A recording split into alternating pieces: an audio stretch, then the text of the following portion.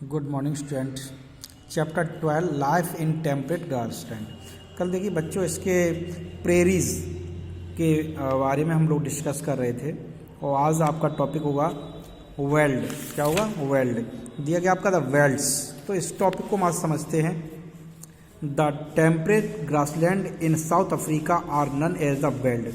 देखिए जो घास के मैदान हैं साउथ अफ्रीका में उनको हम वर्ल्ड के नाम से जानते हैं। अब क्यों कहते हैं, उसका रीज़न क्या है? विच इन द डच लैंग्वेज के हिसाब से जो है जो वर्ल्ड है, वर्ल्ड का मतलब होता है फील्ड। क्या होता है? फील्ड, मैदान। This step like plateau is located in the eastern part of the plateau of the South Africa between the Drakensberg mountain in the east and the Kalahari desert in the west. देखिए mountain east से लेकर के waste के बीच में south Africa में जो भाग आपका है वो वहाँ पर इस तरह के आपको घास के मैदान देखने को प्रायः मिलेंगे। अब देखिए जो चूँकि कोई भी माउंटेन होता है वो काफ़ी ऊंचा होता है, तो ये आपका कई भाग में डिवाइड कर दिया गया। अब देखिए कौन कौन से भाग में डिवाइड किया गया। द हायर पार्ट है the known as the high veld. जो बहुत ऊंचा सिरा है उसको हम हाई वेल्ड के नाम से जानते हैं।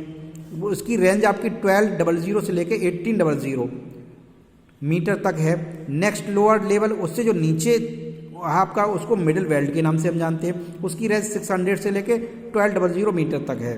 एंड लो वेल्ड जो सबसे निचला हिस्सा आपका है वो 150 से लेके 600 मीटर तक है। A range of hill known as with waters drain. ठीक है, जो रेंज आपकी है उनके बीच की दूरी है उसको जो हम विट वाटर रेन के नाम से जानते हैं। With an average altitude of 1700 metre runs through the welds.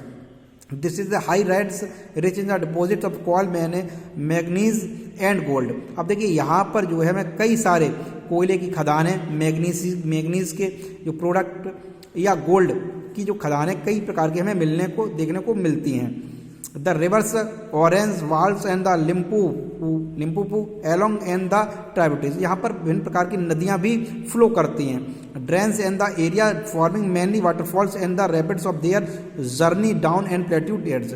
और यहाँ पर जो है एक स्थान से दूसरे स्थान पर चल जाने के लिए जो है कई प्रकार के जहाज जो है चलते हैं और वहाँ कई प्रकार के वाटरफॉल झरने भी हैं इस क्षेत्र में। इस क्षेत्र की हम बात कर रहे हैं, जो वर्ल्ड जो आपके हैं उनकी बात कर रहे हैं। The climate condition. अब देखिए यहाँ का जलवायु कैसी है। The climatic remains warms and humid all the most of the year. अधिकतर यहाँ का जो क्षेत्र होता है अधिकतर हमेशा गर्म रहता है, लेकिन कुछ ऐसे भी हिस्से हैं बट द हायर रीजन, कुछ ऊंचे जो हिस्से ऐसे भी हैं जहाँ पर जो है रिमेन कूल, जो वहाँ पर ठंडा भी रहता मौसम।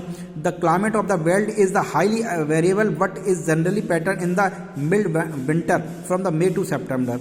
The summer of the November to March and mild with considerable variation in daily temperature and abundant sunshines. वहाँ पर धूप भी हमें देखने को प्रायः मिलती रहती है। The rain mostly occur in the summer month in the form the high energy thunder storms. और देखिए जो है गर्मियों के मौसम में वहाँ पर जो है आपको धूप भी मिलेगी और विभिन्न प्रकार की जो है काफ़ी तेज जो है हवाएं भी वहाँ पर चलती हैं। Flora and fauna. आप देखिए वहाँ पर कौन कौन सी वनस्पतियाँ या किस प्रकार के वहाँ जीव जंतु पाए जाते हैं। तो देखिए यहाँ पर दिया गया आपका the natural vegetation in this region is extremely sparse and consist of tall grasses, bushes and short grasses. Scattered tree are found in the higher elevation of the river bank. यहाँ पर आपको दूर दूर जो है कई प्रकार के पेड़ देखने को मिल जाएंगे और जो घास है वो छोटी मिलेगी आपको देखने के लिए, ठीक है ना, और घनी भी मिलेगी।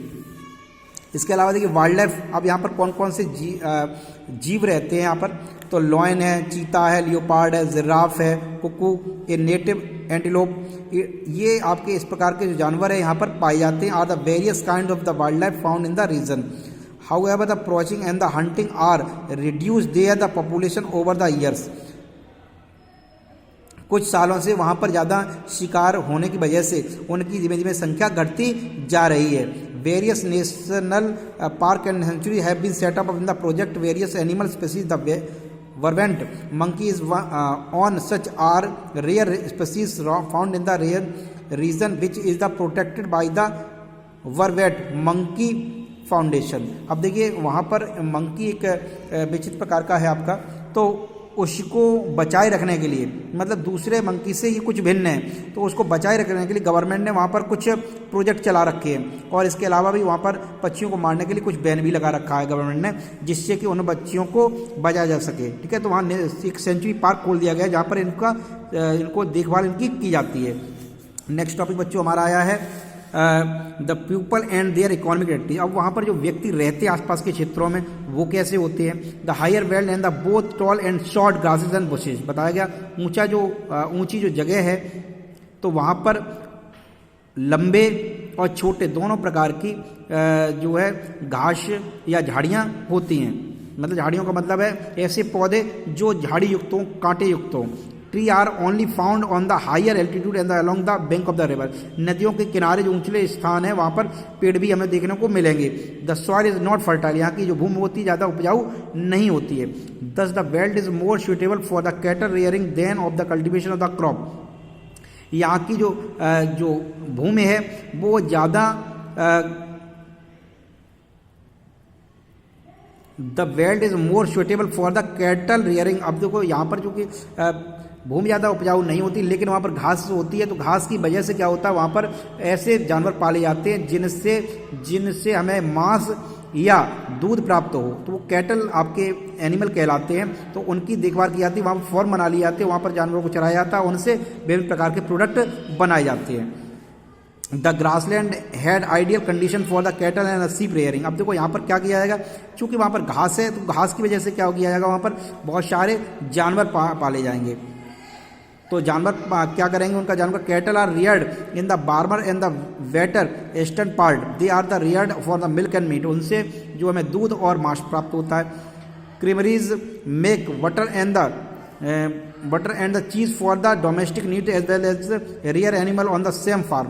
और जो फार्म होते दूर दूर जगह पे जो फार्म बना दिए जाते हैं वहाँ पर उन जानवरों को रख करके उनसे विभिन्न प्रकार के हम प्रोडक्ट प्राप्त करते हैं। दूध है, मट्ठा है, घी है और या मक्खन है, या इसके अलावा जो है पनीर है, इस तरह के प्रोडक्ट वहाँ पर बना करके मार्केट में सेल करते हैं। The main cultivated crops are maize. अब देखो वहाँ पर इसके अलावा कुछ ऐसे भी स्थान है जो थोड़े बहुत उपजाऊ युक्त हैं, तो वहाँ पर जो उपजाऊ युक्त हैं वहाँ पर कुछ फसलें भी उगाई जाती हैं, जैसे मेज, मक्का है, गेहूँ है, जौ है, बाजरा है और तंबाकू है, गन्ना है या फिर कपास है, आलू है। इस तरह की वहाँ पर कुछ खेती भी की जाती है।